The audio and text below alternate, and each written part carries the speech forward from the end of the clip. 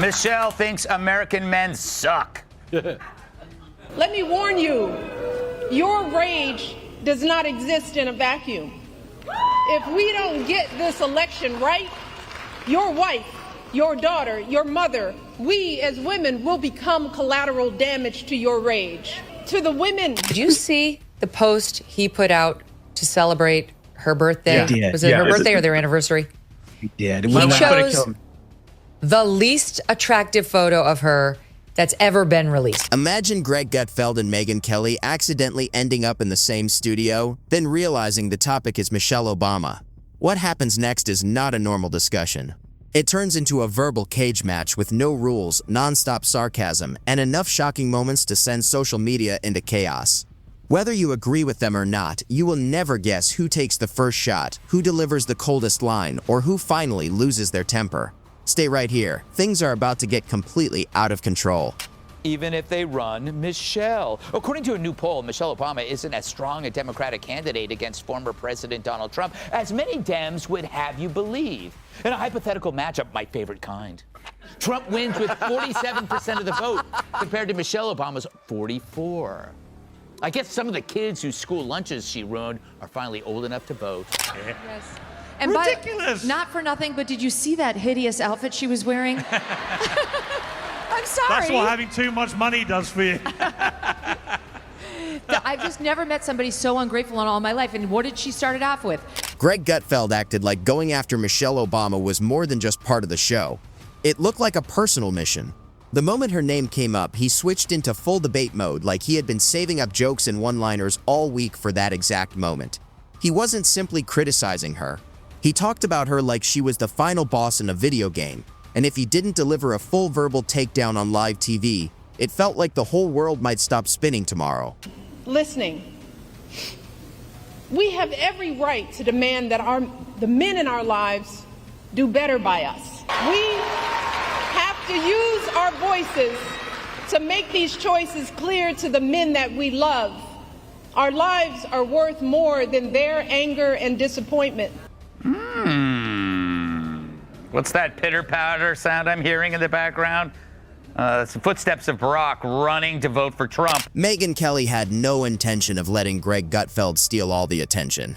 She jumped into the role with the kind of focus people usually bring into a title fight. When the second Michelle Obama became the subject, Megyn switched into full battle mode. Every comment sounded like she believed it deserved a place in the history books. If dramatic delivery were an actual sport, she probably would have been competing at a world-class level. I mean, this is just wrong. Michelle Obama can look very nice in a photograph. This ain't it. She's got the kerchief on her head. They're about 20 feet apart in this intimate dinner. And he looks great. This is classic, right? Like, he's like, this is a great picture. He's got the 1,000-watt smile. And she looks terrible. Why would he do this? Megyn, if I posted that photo, I certainly wouldn't be dating Jennifer Aniston. You'd be a dead man? I'd be a dead man. Together, they went after Michelle Obama as if she had personally declared war on their television careers. If she stayed quiet, they criticized that. If she gave a speech, they criticized that too. At one point, it felt like even breathing would have turned into a debate topic.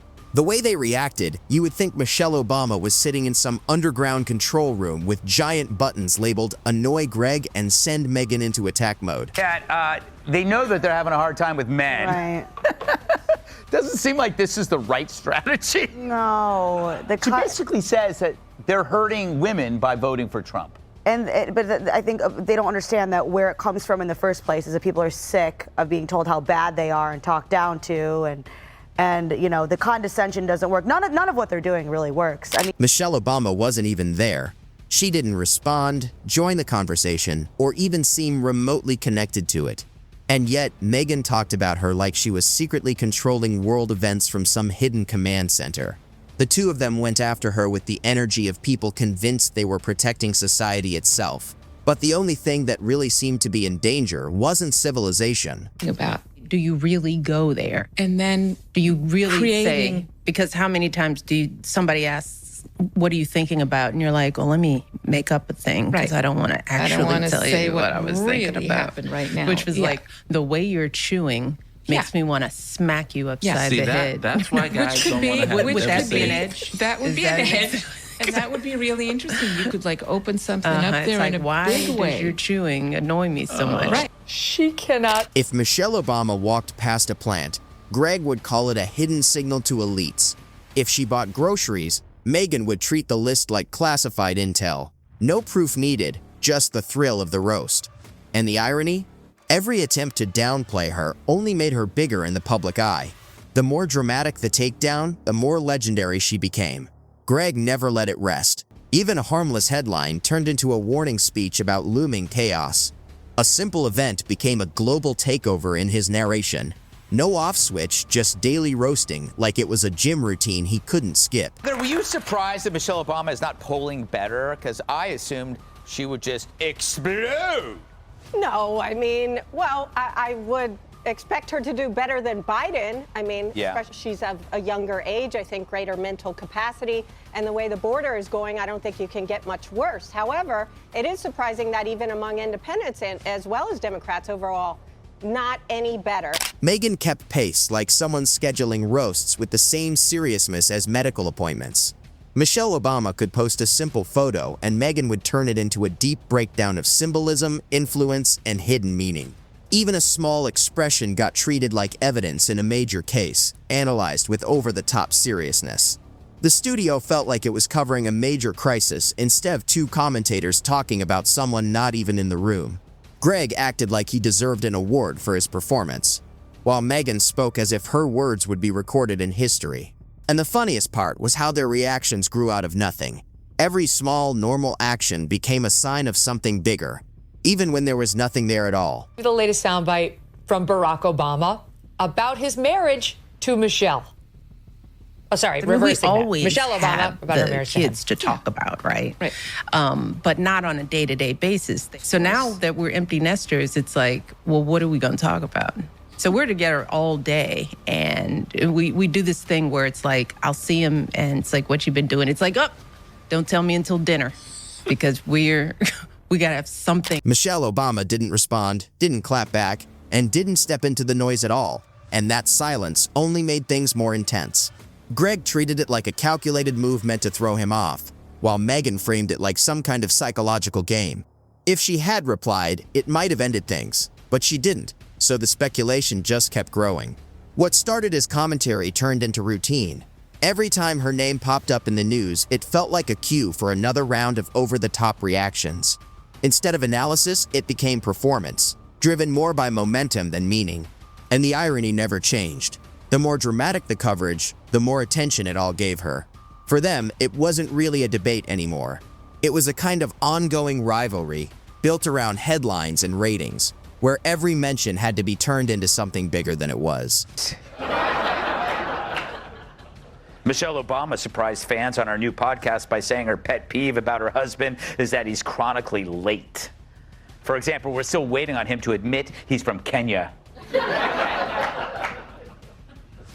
And as for Barack's pet peeve about Michelle, he's mad that she keeps leaving the toilet seat up. When she cleans it. When she cleans it. Megyn refused to be outdone. She didn't just comment, she turned every mention into layered, hyper-detailed analysis. Even something as simple as Michelle Obama releasing a cookbook became, in her framing, a deep dive into hidden meaning and influence. Nothing stayed ordinary for long. A wave wasn't a wave, it was reinterpreted as a coded signal in her narrative. To the audience, it wasn't really about information anymore. It had become a kind of ongoing media spectacle, where everything got magnified far beyond its original scale. And the more both of them insisted it wasn't personal, the more it sounded like it was. Meanwhile, real-world news kept moving, crises, elections, and global events. But in their world, Michelle Obama always seemed to sit at the center of attention. The coverage kept circling back, no matter what else was happening. To save time. Yes. You know, I know having a glam team, a trifecta, it feels like a luxury, but it was a time necessity. Yes. There's absolutely no way that I would be able to do my hair and makeup and have clothes ready that fit. You know, because rare is the woman that can live off the rack. Right? No one can live off the rack. I'm sorry, but you have to subject yourself to the burdens of hair, makeup, and by the wardrobe. way, Greg talked about Michelle Obama like she was a full-time arch nemesis. She could host a children's charity event, and he'd frame it like step one of a secret plan to take over the world.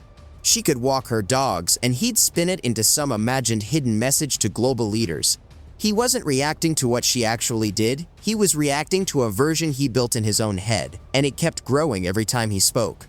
Michelle stayed silent, but Greg stayed locked in.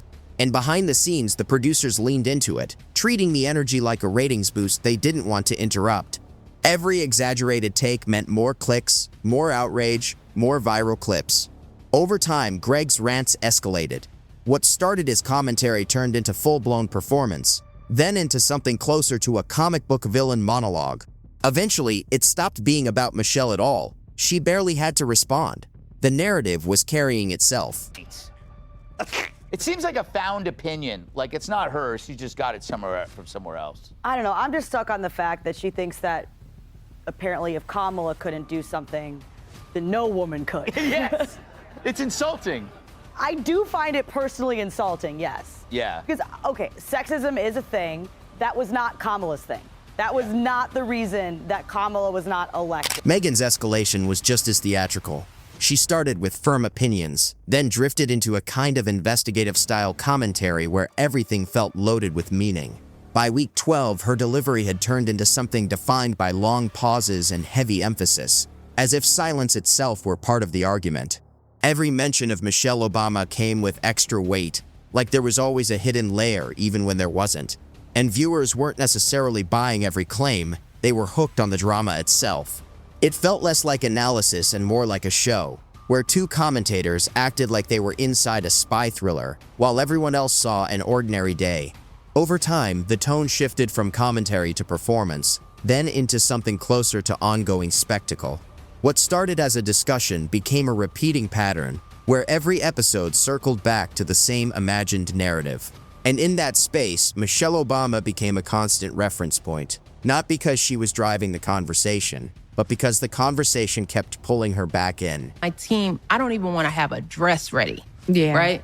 Because it's so easy to just say, let me do the right thing. Was it really such a big sacrifice to ask her to go show up at the inauguration? You know, do you think Jill Biden really wanted to be there, or Laura Bush for that matter? You do it because the country likes these ceremonies. I realize Trump did not go to the inauguration of Joe Biden. That's a separate issue. But she talks about it like...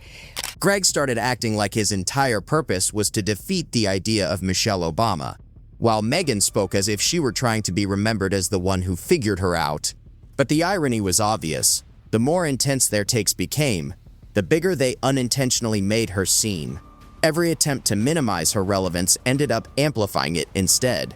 They tried to roast her into obscurity, but only turned her into the center of their own narrative. Behind the scenes, it became less about commentary and more about performance. Every new mention was treated like material for the next big monologue, sharpened and rehearsed like a stage act. Greg brought loud, high-energy rants, while Megyn delivered calm, precise commentary that somehow felt even more dramatic. The pattern kept repeating, and the audience stayed locked in, not because everyone agreed, but because it had become entertainment. By the peak of it all, it wasn't really journalism or analysis anymore. It had turned into a kind of competition over who could escalate the narrative further. And Michelle Obama wasn't even playing. She wasn't part of the game at all. But that silence only kept the cycle going.